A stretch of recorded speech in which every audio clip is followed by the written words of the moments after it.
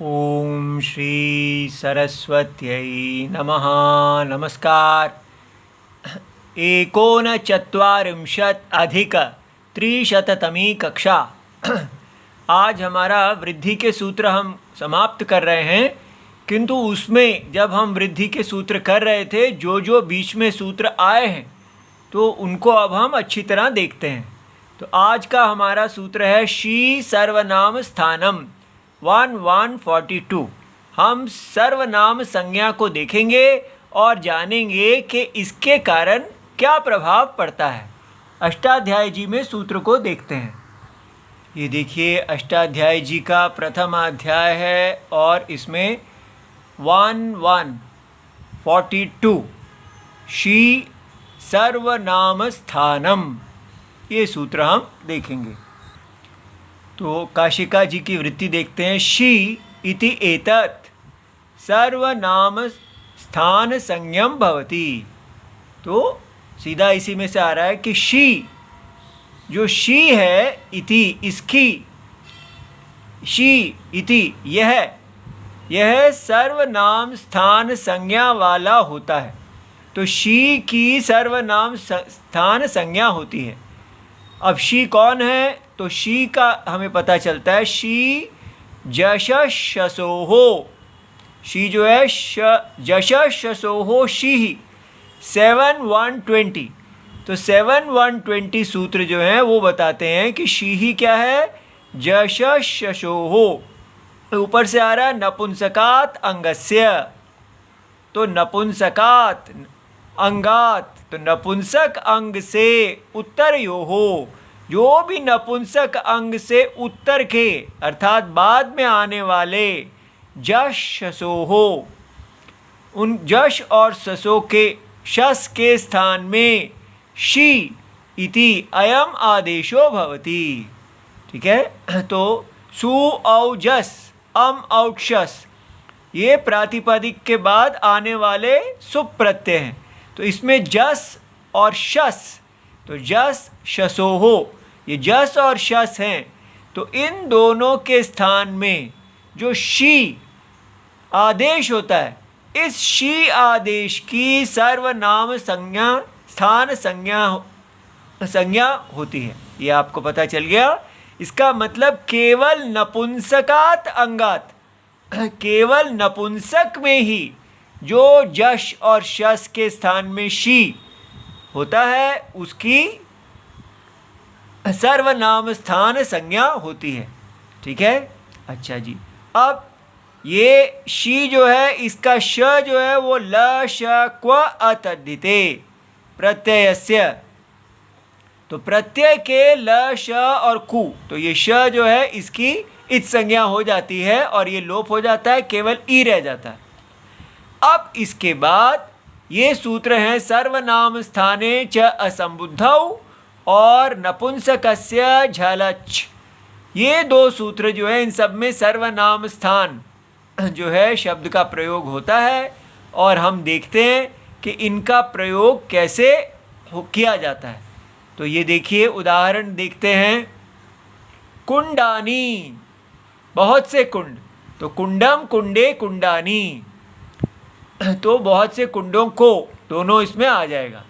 अब ये कुंड जो है प्रातिपदिक संज्ञा है इसकी। अर्थवत अधातुहु अप्रत्ययः प्रातिपदिकम, तो ये धातु नहीं है और ये प्रत्यय नहीं है और अर्थवत है, इसलिए इसकी प्रातिपदिक संज्ञा होती है। तो कुंड के साथ हम जश जो है सुप प्रत्यय लगाते हैं और जश शसोहो शी, ये 7120 जो है इसकी कुंड की अंग संज्ञा करते हैं। और इसका जो यहाँ पर कहा गया है कि नपुंसकात अंगात, तो कुंड नपुंसक है। उत्तर यो हो जस शसोहो स्थाने, तो जस और शस के स्थान में शी आता है, तो इसलिए यहाँ पर जस के स्थान में शी आ गया। अंग संज्ञा नपुंसक की हुई, तो अंग के लिए हमने यस्मात् प्रत्यय विधि तदादौ प्रत्यय अंगम, उसको हमने अंग संज्ञा की। और फिर अब ये देखिए पूरा का पूरा जश के स्थान में शी हो गया। क्यों हुआ?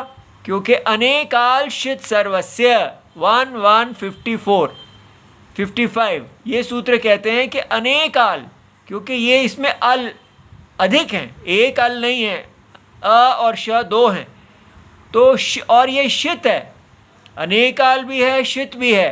तो ऐसा जो आदेश है वो सर्वस्य षष्ठी निर्दिष्टस्य, तो यहाँ पर जश शशोहो षष्ठी निर्दिष्ट है शश के स्थान में। तो जो ऐसा आदेश होता है जो षष्ठी निर्दिष्ट हो, षष्ठी निर्दिष्ट से स्थाने, तो जो वो सारा का सारा होता है। ठीक है, तो अलोन्त्यस्य से केवल अंत्य अल का निर्देश नहीं हुआ है, तो पूरा शी इसके स्थान में आ गया। फिर उसके बाद हमारा शी सर्वनाम स्थानम 1142, तो जो ये शी की सर्वनाम स्थान संज्ञा हो गई इस सूत्र से। और उसके बाद नपुंसकस्य झलच झलचः 7172, तो ये सूत्र देखते हैं।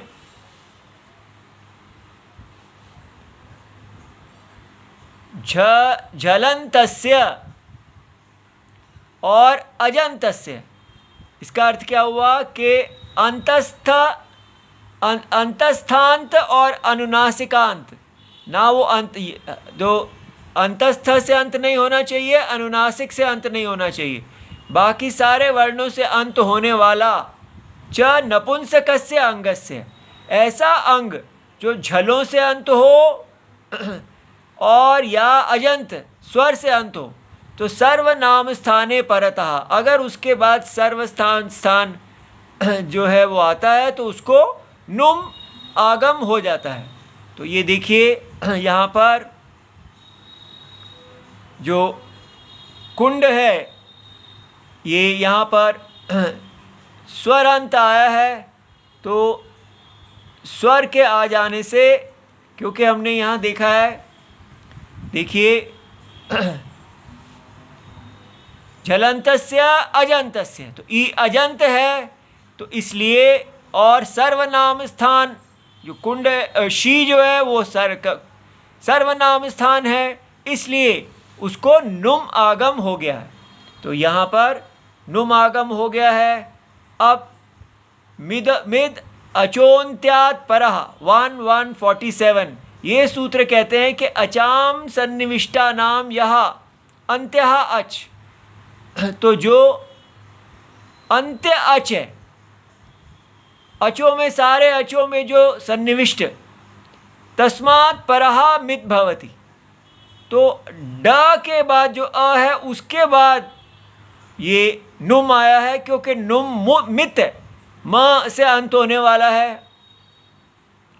तो ये प्रत्यय परश्च का अपवाद है, क्योंकि यहाँ ई ये प्रत्यय है, और नुम जो है कहाँ पर आना चाहिए था? क्या कुंड के बाद आना चाहिए था या ई के बाद आना चाहिए था? लेकिन इस सूत्र ने इसको स्पष्ट कर दिया कि ये अंत्य अच के बाद ही आएगा। ठीक है, अच्छा, अब इसके बाद सर्वनाम स्थाने च असंबुद्धौ, तो उससे क्या हुआ? दीर्घ हो गया। ये देखिए